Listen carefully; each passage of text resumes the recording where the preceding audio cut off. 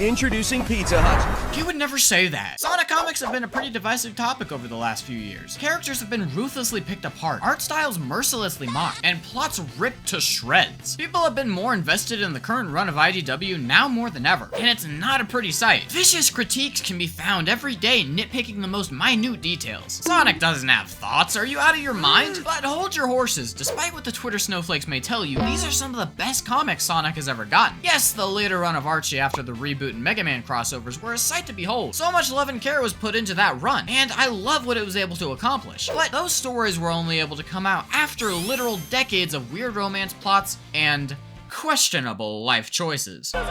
You might hate Ian Flynn, but I can't imagine what it'd be like if Twitter were in use in the year of Ken Penders. Make no mistake, dear viewer, IDW is a good series, but that's not what I want to talk about today. No, I want to talk about a comic that literally no one seems to remember. But to do this, we need to go back, far back, to the early realms of internet culture. That's right, we aren't going to cover some old, obscure Archie comic. Oh no, we are going to read... Is this technically cheating? Sure, it's not an official story or anything. But, young Zoomer, you simply don't understand. I'm out here playing 4D chess, and you are simply a pawn in my elaborate plan. The comic we're gonna be looking at today had an insane impact when it came out. Back then, to make it big in the online spaces, you had to be serious and edgy. And boy, did Sonic fans have that in spades. Tails! Sonic! Final Fantasy Sonic X, monster AMVs, literally the concept of Sonic.exe, were all the internet giving an edge to the stupid blue ferret. But a common theme people seem to have a fascination with was different characters just dying. Y'all ever see those tribute videos to fictional Sonic characters where someone's dead in the thumbnail and it plays sad music you'd see in a Vine like 6 years later? Those are funny. Anyway, my point is, Edge played a massive role in what the content around this time looked like. And that's exactly what I want to take a look at today, the forgotten comic that reflected the mindset of a generation. A tragic story of loss and hardship, a story of Sonic's death, a tale of Sonic's... Sonic Epilogue, a fan comic set in the dystopian world of the Sad AM cartoon series. Back then, many fan works, whether comics or animated shorts, were heavily influenced by Sad AM and Archie Sonic's world, especially with the gritty themes they put forward. People latched onto these themes and ran with them, and Sonic Epilogue was no different. Epilogue takes place directly after the events of Sad AM, where Robotnik has already been defeated and Snively, yeah, the little shrimp still going through puberty, has assumed authority over the robotic forces of evil. While a plot like this might not seem all that interesting, especially with the big bad being dead, this is actually what the official Archie comics did. Did it work? No, not really. And that's because after many issues of confusion and no real threats, Robotnik did eventually make a return, practically out of necessity. So you'd think Sonic Epilogue would be in a similar boat. Except it's not, for a very simple reason. Sonic Epilogue is one issue. Archie spent a long time figuring out what to do story-wise once the Fat Man kicked the bucket. And while the reader base may have waned because of it, it had all the time and resources it needed to develop that plotline. If this can be considered development. But Sonic Epilogue didn't have those resources. Epilogue was both written and illustrated by one person. And for the time it came out, that was kind of shocking. If you look at other fan comics released around the same time, take Season 3 for example, the jump in quality is kind of crazy. No offense to Season 3, of course. I love what they're doing. But some of those early panels, oh. The artist in question, Mary Lou, sorry, I have PTSD. Mary Lou is a seasoned author and has actually written multiple fan stories, of which Epilogue had been the most recent. But it seems like she moved on to publishing her own works, and you know what? Good for her. Kinda makes you wonder if someone like C.S. Lewis ever published a Pac-Man love ballad. Usually you wouldn't be able to see so much documentation about a fan author, but Mary Lou has apparently been active on the internet for a very long time, and as a result, we're given one of the first and most well-made fan comics to kick off a fandom. Obviously this goes without saying, but don't go out of your way to harass this person. She's long gone from this scene, and she doesn't need little Timmy ringing her doorbell to tell her Tails was mischaracterized. So that's enough preamble. What I want to do here is travel back and take a look at this aged piece of forgotten Sonic media. We actually have two things to look at here, but now we'll get to that.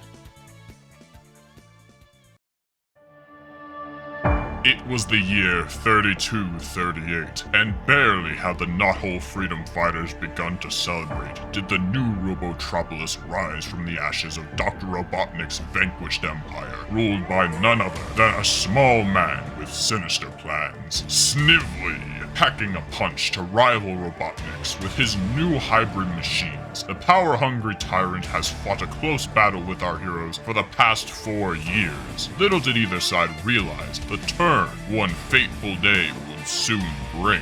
An account of a young fox who has never lived in a world without war, a girl unsure of where her loyalties should lie, and a familiar hero, fallen.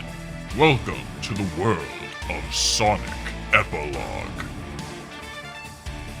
Tails, why do you have a boomerang, mate? Also, I don't want to be picky already, but holy run-on sentence. It took me a few takes to read this without squinting in idiotic confusion. We open on a shot of Sonic blasting his way through New Robotropolis. Evidently, they're on a mission and Sonic's cover has been blown. After losing the security bot, Sonic makes his way towards Sally and Rotor, where they're apparently trying to find some sort of codes for their roboticizer. According to Tails, the security is so good that they'll need some sort of diversion. Realizing that a flight could be the best move, Sonic decides to go kamikaze mode and use bombs to distract Snively while the others complete the mission. This, understandably, causes Sally to strongly reconsider who she's willing to spend her life with, before agreeing and allowing Sonic to run off and move forward with his plan. After this, we shift our focus to see what Tails is up to. He's the main character of this comic, after all, and we set our sights on this lovely football field. Oh wait, that's just Tails' forehead. Tails has been slowly but surely making progress digging through Snively's files, successfully finding a wide variety of codes, new robots, and revealing that he's no less of a degenerate than the entirety of Sonic Twitter. With confirmation that Sonic has finished setting up his terroristic threats, Operation Goon and Doom is a go. But before Tails can finish warning Sonic that some of the new robots are up and operational, they jump him and demand his lunch money. The fight seems to be at an impasse, Sonic not really doing anything to the robots, and the robots merely annoying Sonic. Still though, Tails is really taking his sweet old time finding these codes, so Sonic decides to blast off and lose the robots. During this whole interaction, Snively is seeing the whole thing live through his security feed because he decided the live-action Lilo and Stitch wasn't worth his viewership. Becoming fed up with Sonic, because let's be real, who hasn't at this point, Snively does something that realistically would have made much more sense for Robotnik to do the moment he realized Sonic knew his home address. From the vents in the city walls, Snively releases a flood of Megamuck. Now, besides sounding like something that should have ended up on the cutting room floor purely based on how childish the name is, Megamuck is actually canon to the Sad AM world. What is it, you may ask?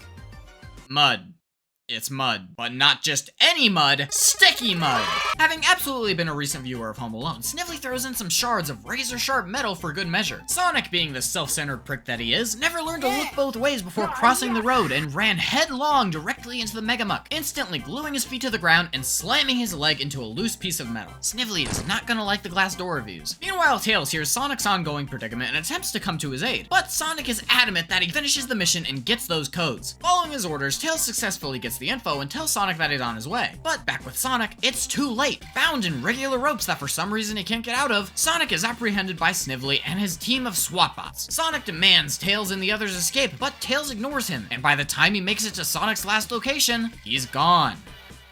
But I was too slow to save my buddy. Deep in the depths of Robotropolis, Sonic is chained up in a strangely medieval-looking dungeon. Then Snively busts in and with practically no warning, demonstrates his lack of medical expertise by jamming a needle full of questionable untested fluid into Sonic's jugular. We'll get back to Sonic's unexpected Walgreens visit, but first we cut to the Freedom Fighters back at Knothole. Everyone is distraught.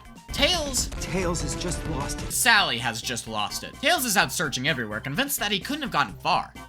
Because how far can a flying car get? But Sally has a sudden wave of insecurity and doubt wash over her, a feeling that she'll never see Sonic again.